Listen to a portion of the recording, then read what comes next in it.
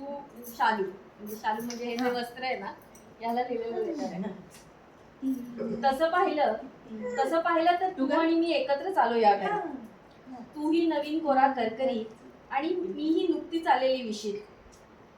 पण नंतर मात्र तू वासनात गुंडाळला गेलास आणि किमती म्हणून कधीच वापरला गेला नाहीस. किती सुखदुःख पाहिली आपण, तू कपाटातून आणि मी बाहेर येऊन. सुरुवातीला तुला वासनातून सारखं काढून बघायचे मी, पण नंतर गडबडीत सगळ्याचाच विसर पडला.